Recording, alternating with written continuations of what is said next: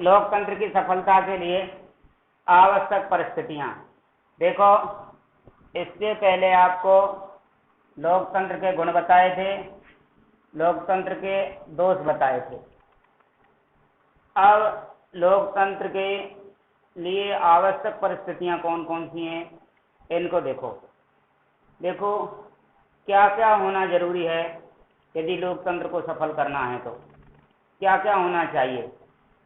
मामला क्या हुआ, देखो, प्रथम विश्व युद्ध के बाद यूरोप के अनेक राज्यों में लोकतांत्रिक राज्यों की स्थापना की गई, लोकतंत्र शासन प्रणाली की स्थापना की गई, लेकिन अनुकूल परिस्थितियों के अभाव में लोकतांत्रिक शासन प्रणाली असफल हो गई और इसका स्थान अधिनायकवाद ने ले लिया।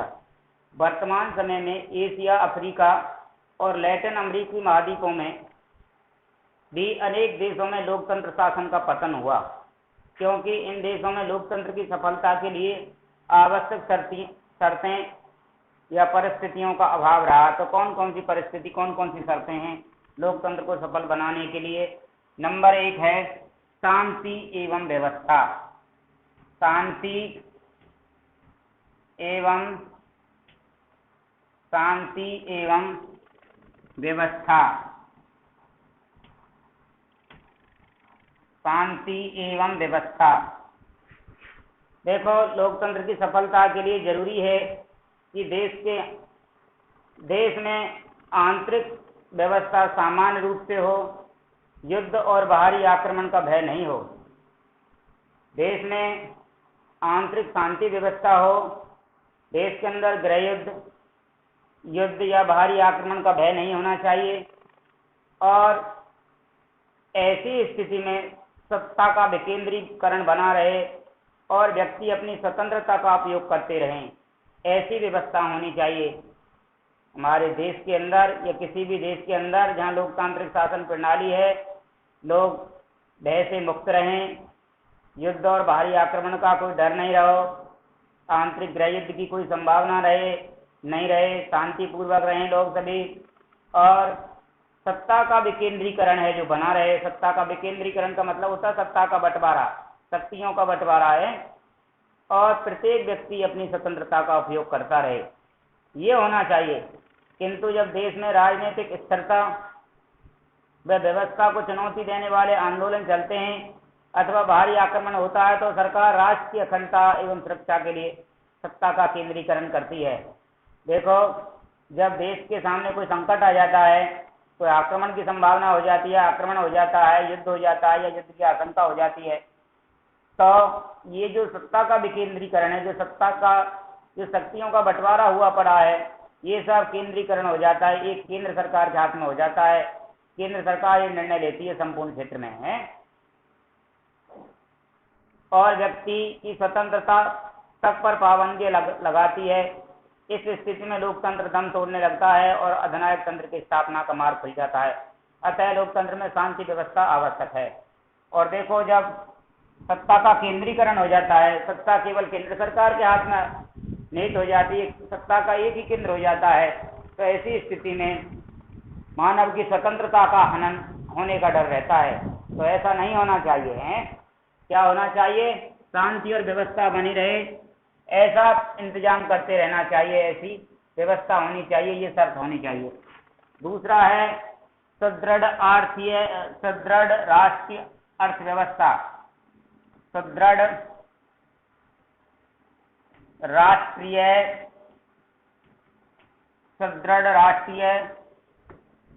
अर्थव्यवस्था।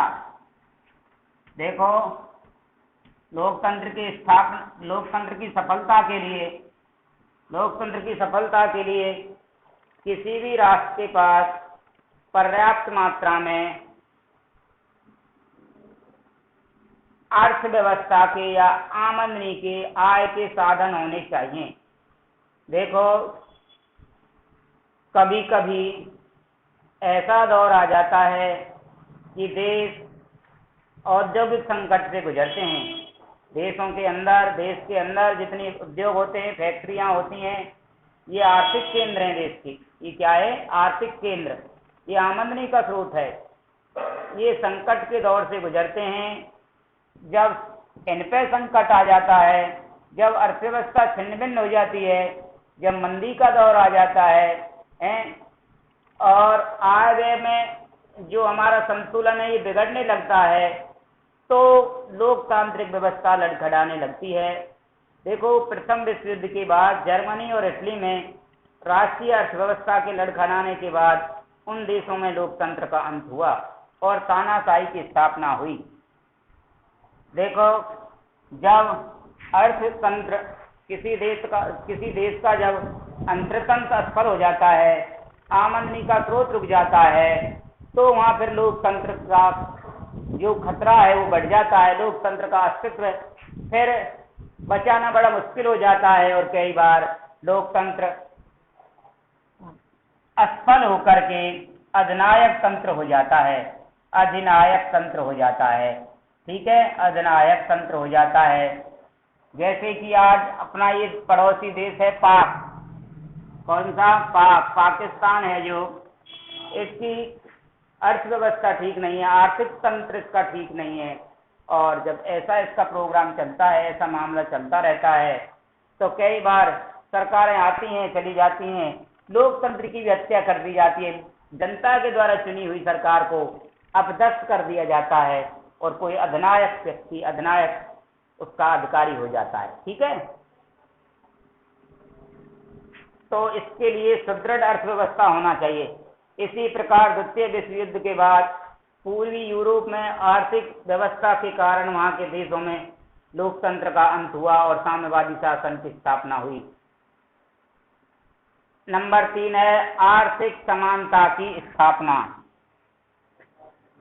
आर्थिक समानता की स्थापना।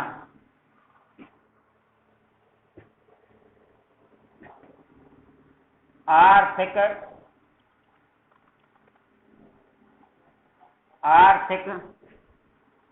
समानता की स्थापना ये लोकतंत्र की सफलता के लिए शर्त है। तीसरी शर्त, लोकतंत्र के सफल संचालन के लिए केवल इतना ही जरूरी नहीं है कि राष्ट्रीय अर्थव्यवस्था शक्तिशाली हो, अब तो यह भी जरूरी है कि राज्य में यथासंभव आर्थिक समानता हो, अर्थात गरीबी और अमीरी के बीच जो चौड़ी खाई बनी हुई है, ये खाई नहीं होनी चाहिए। देखो, अभी हमने सुदृढ़ राष्ट्रीय अर्थव्यवस्था को तो समझा, तो इसमें समाज में दो वर्ग हो गए थे, गरीब वर्ग और अमीर वर्ग। गरीब और अमीर वर्ग, तो अमीर वर्ग बहुत कम लोग थे, इसमें 10% गरीब थे, 90%, और इनकी सुख सुविधाओं में, इनकी आमदनी में बहुत ज्यादा अंतर था। ये खाई बन गई थी।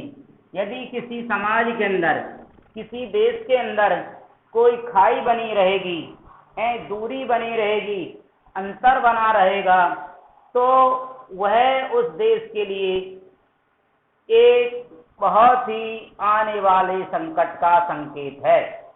ठीक है, तो लोकतंत्र की स्थापना के लिए किसी भी राष्ट्र के अंदर आर्थिक समानता के साथ साथ दो वर्गों के बीच खाई नहीं बननी चाहिए। अमीर वर्ग और गरीब वर्ग के बीच में खाई नहीं बननी चाहिए, दूरी नहीं बननी चाहिए। यह तब भी संभव है जब देश में बड़ी मात्रा में मध्यम वर्ग मौजूद हो। इस स्थिति में लोकतंत्र को कमजोर करने वाले वर्ग संघर्ष से बचा जा सकता है। देखो, यदि समाज के अंदर, किसी राष्ट्र के अंदर दो वर्ग होंगे, गरीब और वर्ग अमीर, तो इनमें वर्ग संघर्ष चलता रहेगा।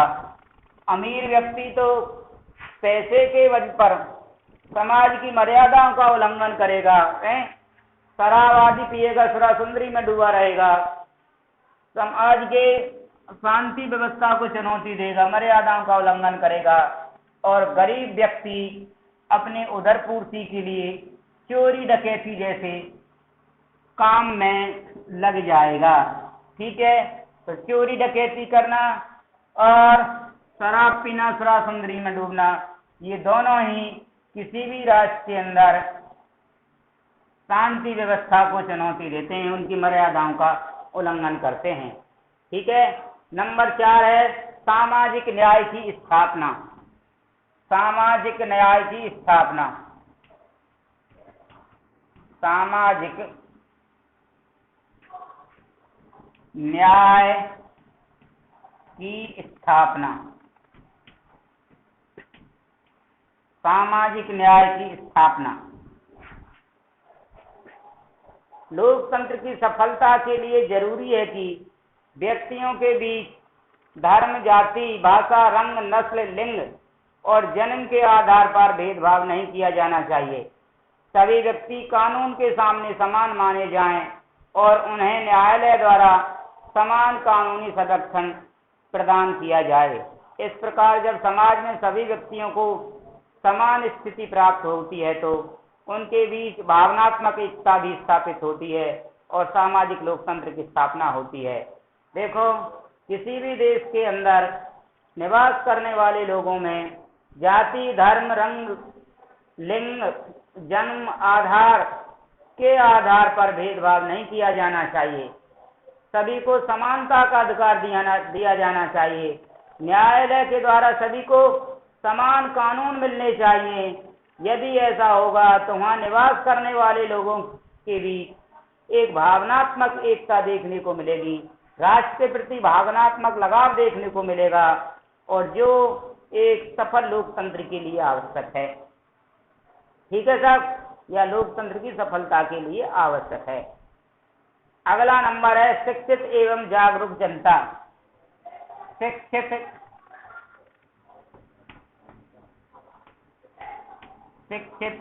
एवं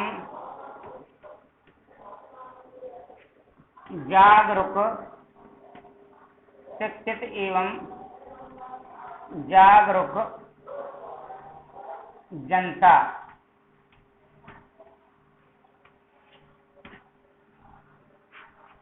लोकतंत्र की सफलता के लिए 5वीं महत्वपूर्ण शर्त है, वो है कि किसी भी देश की जनता का शिक्षित और जागरूक होना। यदि किसी देश की ज्यादातर लोग शिक्षित हैं, पढ़े लिखे हैं, जागरूक हैं, तो लोकतंत्र वहाँ ज्यादा सफल होता है। अर्थात लोकतंत्र की सफलता के लिए किसी भी देश को अपने लोगों को शिक्षित और जागरूक करना अनिवार्य है। जब लोग शिक्षित रहेंगे, जागरूक रहेंगे, तो वो अपने स्वस्थ जनमत का निर्माण कर सकेंगे, अर्थात अपने बुद्धि विवेक से सरकार का निर्माण कर सकेंगे। देखो, कई बार तो ऐसा होता है हमारे भारत जैसे देश में लोग बाग अभी पढ़े लिखे नहीं है, शिक्षित नहीं है, जागरूक भी नहीं है। वो जब मतदान के समय किसी एक दल विशेष को ही अपना मत देते हैं, चाहे वो दल देश के विकास में ज्यादा सहायक नहीं हो, लेकिन फिर भी कुछ जाति के लोग, कुछ विशेष समुदाय के लोग केवल एक ही दल को वोट देते रहते हैं, एक ही दल को मत देते रहते हैं, चाहे उसकी नीतियां ठीक नहीं हो, विकास का मार्ग उनका ठीक नहीं है। इसकी वजह क्या है कि वहाँ शिक्षा का और जागरूकता का अभाव है। ठीक है साहब, यदि किसी देश के लोग पढ़े लिखे होंगे, शिक्षित होंगे, जागरूक होंगे, तो फिर ऐसी सरकार को अपना मत नहीं देंगे। उस सरकार को मत देंगे जो विकास को बढ़ावा देगी, जो जनता के हित में काम करेगी, जो राष्ट्रीयता की भावना को लेकर के आगे बढ़ेगी। ठीक है। अगला नंबर है नंबर 6। नंबर 6 है जनमत का निर्माण। नंबर 6 जनमत का निर्माण।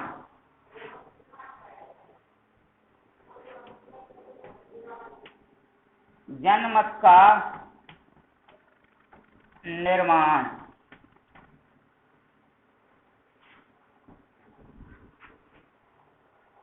लोकतंत्र की सफलता के लिए जनमत निर्माण के साधनों की स्वतंत्रता भी आवश्यक है। इसका अर्थ है कि प्रेम, साहित्य, रेडियो, सिनेमा, दूरदर्शन आदि पर सरकारी नियंत्रण नहीं होना चाहिए। देखो, कई बार ऐसा होता है कि ये जो मीडिया है जो सरकार के दबाव में काम करता है, कभी कभी ऐसा हो जाता है कि ये जो मीडिया है जो सरकार के दबाव में काम करता है, ऐसा नहीं होना चाहिए।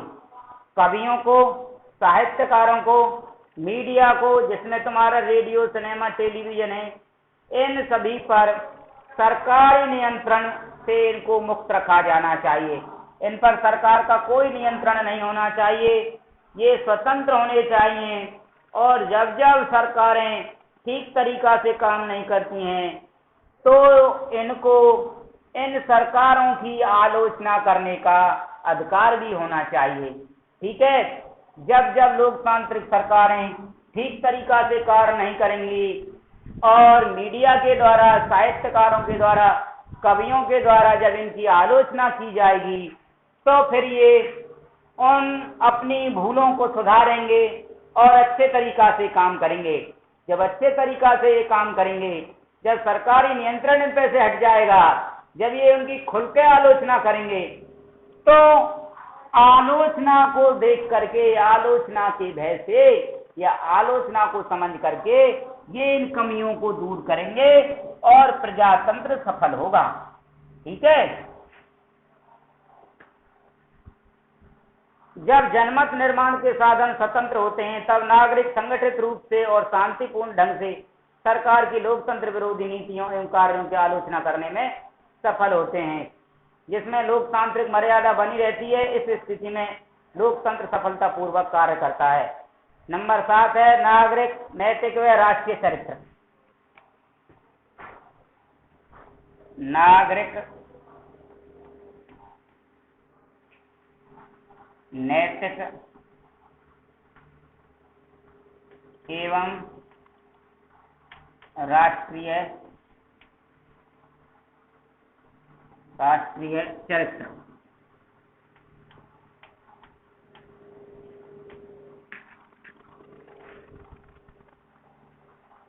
जब किसी समाज में नागरिक नैतिक व राष्ट्रीय चरित्र श्रेष्ठ होता है तो वहां लोकतंत्र की सफलता की बहुत उम्मीद होती है। ऐसे समाज में व्यक्ति अपने अधिकारों व कर्तव्यों का उचित प्रयोग करते हैं। वे सार्वजनिक समस्याओं पर लोक हित की दृष्टि से विचार करते हैं और साथ ही नागरिकों के प्रति सहिष्णुता, उदारता, सहानुभूति, सेवा, प्रेम आदि का व्यवहार करते हैं और अपने राष्ट्र में प्रेम करते हैं। वस्तुतः लोकतंत्र अंतरिम दृष्टि से जनता की शक्ति पर निर्भर करता है और जब जनता का नागरिक नैतिक राष्ट्रीय चरित्र सुदृढ़ होता है तो लोकतंत्र सफल होता है। नंबर 8वां सत्ता का विकेंद्रीयकरण।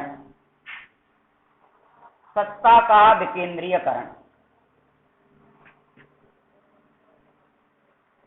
नंबर 8 सत्ता का विकेंद्रीयकरण। सत्ता का विकेंद्रीयकरण।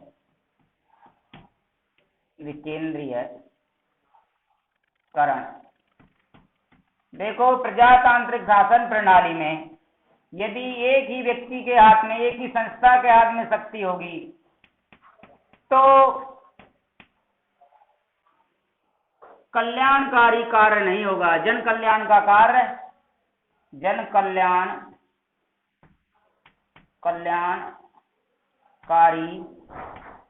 कार्य नहीं होगा। जब शक्ति किसी एक व्यक्ति के हाथ में होगी तो जन कल्याणकारी कार्य नहीं होगा। और जब शक्ति का विभाजन हो जाएगा, शक्तियों का विकेंद्रीकरण हो जाएगा,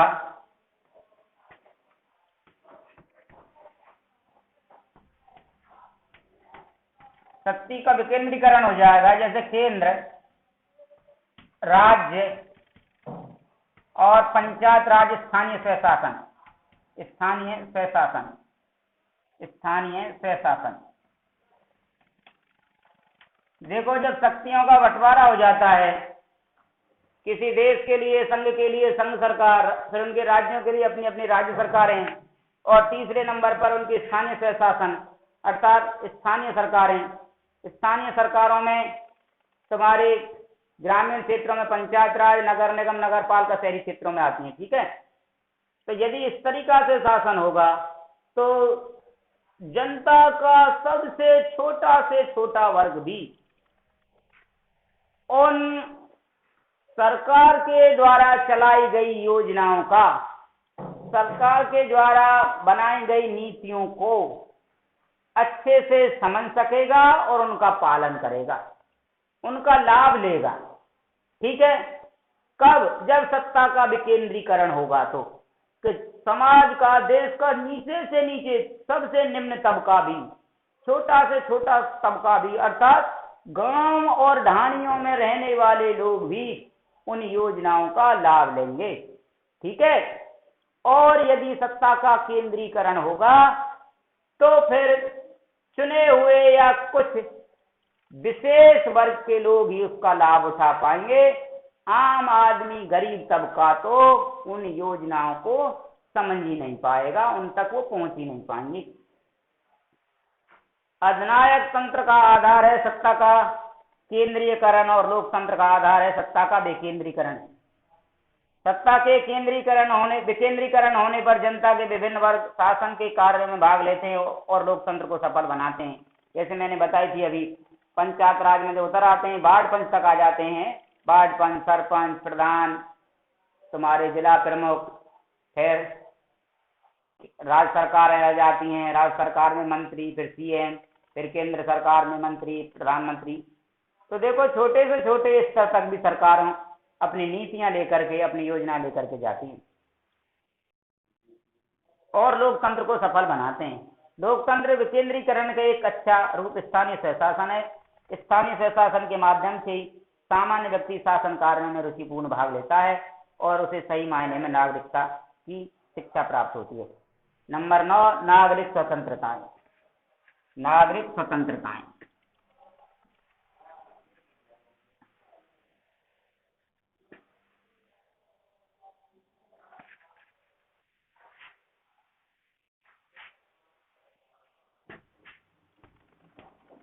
नागरिक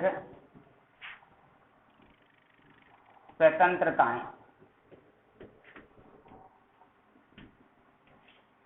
लोकतंत्र की सफलता के लिए आवश्यक है कि वहां के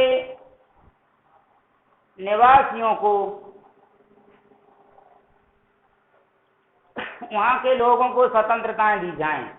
देखो, जब व्यक्ति को स्वतंत्रताएं दी जाएंगी, जब व्यक्ति के पास स्वतंत्रता होगी संविधान के द्वारा, तो लोकतंत्र ज्यादा सफल होगा। क्योंकि नागरिक स्वतंत्रताओं का अर्थ है नागरिकों को विचार प्रकट करने की, संगठन बनाने की, सभा करने की तथा शांतिपूर्ण आंदोलन करने की स्वतंत्रता प्राप्त होना।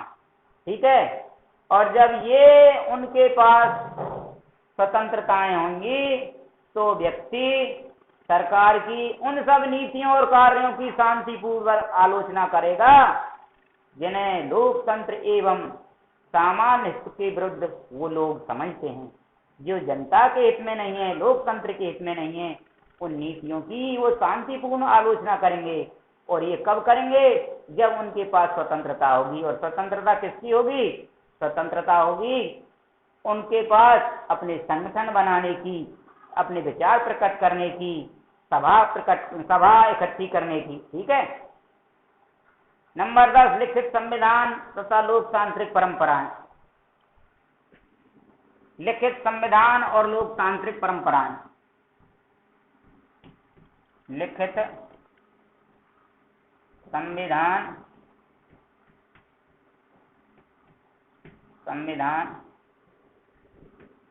एवं परंपराएं।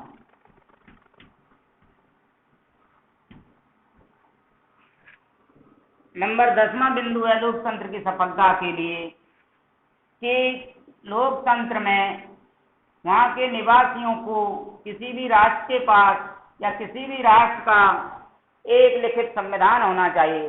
संविधान मैंने आपको बताया था कानूनों का एक पुलिंदा, कानून होने चाहिए शासन चलाने के। यदि कानून के अनुसार सरकारें चलेंगी तो लोकतंत्र सफल होगा। और होती हैं लोकतांत्रिक परंपराएं। देखो, हमारे भारत देश में लिखित संविधान है, प्रजातांत्रिक शासन प्रणाली है। इंग्लैंड में परंपराओं के आधार पर भी शासन चलता है। वहाँ लिखित संविधान भी है और परंपराओं पर भी चलता है। और जो वहाँ परंपराएं चली आ रही हैं, सभी लोग उन परंपराओं का पालन करते हैं। उनका संविधान में कोई उल्लेख नहीं है, लेकिन उनको संविधान की तरह ही मान्यता प्राप्त है।